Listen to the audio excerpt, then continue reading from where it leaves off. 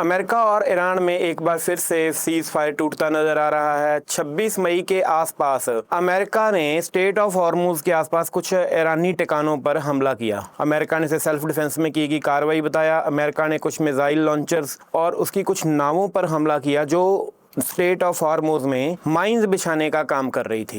Iran अभी भी state of Hormuz में माइंस वगैरह बिछा रहा है। अमेरिका ने स्टेट ऑफ हॉर्मुज की घेराबंदी करके रखी हुई है। ईरान के जहाज है जो ईरान का क्रूड ऑयल है वो उसे ईरान से निकलने नहीं दे रहा है। तो इस चक्कर में स्थिति और तनाव ज्यों का त्यों बना हुआ है। तो इसके जवाब में ईरान ने कहा है कि उसके कुछ ठिकानों पर हमला किया गया है, ये सीज फायर की उल्लंघना है, सीज फायर टूट गया है, तो इसका जवाब हम भी देंगे। ईरान के अधिकारियों और IRGC की तरफ से ये बयान आया है कि अमेरिका के किसी भी हमले को ऐसे नहीं छोड़ा जाएगा, उसका जवाब दिया जाएगा और अमेरिकी ठिकानों पर भी हमला किया जाएगा और इजराइल पर भी हमला किया जाएगा। ईरान ने तो दावा यहां तक किया था कि उन्होंने 2 अमेरिकन फाइटर पायलट थे उनको भी निशाना बनाया है। पिछले दिनों में ईरान की सरहद के आसपास घूम रहे थे, पर अमेरिका की तरफ से इसकी कोई पुष्टि नहीं हुई और कुछ भी इसके बारे में नहीं आया। अभी भी वर्ल्ड वाइड सबसे बड़ा मुद्दा स्टेट ऑफ हॉर्मुज ही बना हुआ है। स्टेट ऑफ हॉर्मुज पर ईरान का कब्जा है। अमेरिका ने दूसरी तरफ से इसकी घेराबंदी कर रखी है, तो कोई भी जहाज और व्यापार नहीं हो रहा। वर्ल्ड वाइड अब फूड किल्लत आने की भी संभावनाएं बढ़ गई है। स्टेट ऑफ हॉर्मुज बंद होने से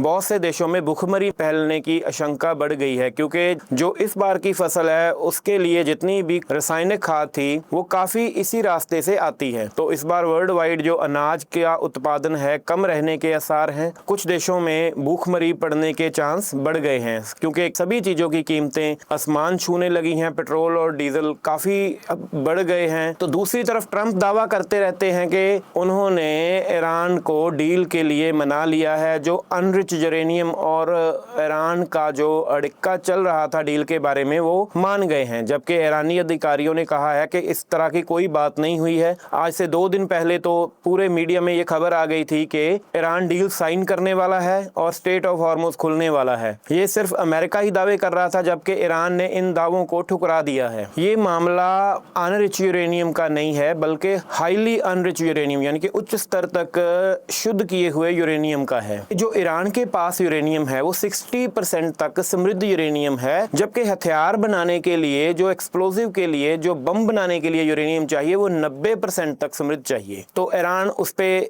धीरे धीरे कार्रवाई करके उसे ज्यादा समृद्ध या अनरिच कर रहा है, उसे ज्यादा रिच कर रहा है। ट्रंप और अमेरिका पक्ष ने तो ये संकेत दिए थे कि डील आगे बढ़ने के आसार बढ़ गए हैं। ईरान अपना परमाणु प्रोग्राम बंद करने की कगार पर है, पर ईरान ने इस बात की पुष्टि नहीं की है। उन्होंने कहा है कि पहले डील की तरफ बढ़ रहे हैं, पर अभी अनरिच यूरेनियम या परमाणु प्रोग्राम इसके बाद की कार्रवाई, उसको बाद में देखेंगे, पहले डील करेंगे उनके साथ। इसके भी काफी विकल्प ईरान दे चुका है, जैसे चाइना और या रशिया की निगरानी में जो अनरिच यूरेनियम है उसे रख सकते हैं, पर अमेरिका इसके लिए सहमत नहीं हो रहा है। तो अभी ये पेच फंसा हुआ है युद्ध का, और युद्ध अभी तक पूरे अपने चरम सीमा पर है। युद्ध बिल्कुल शुरू होने की कगार पर ही है। एक भी भड़की हुई चिंगारी कब इस युद्ध को एक विस्फोट में बदल सकती है, ये आने वाला टाइम ही बताएगा। तो हमारे चैनल को सब्सक्राइब करें ताकि आप लेटेस्ट न्यूज़ के लिए हमारे साथ जुड़े रहें। तो हमारे बेल आइकॉन बटन को दबाना ना भूलना।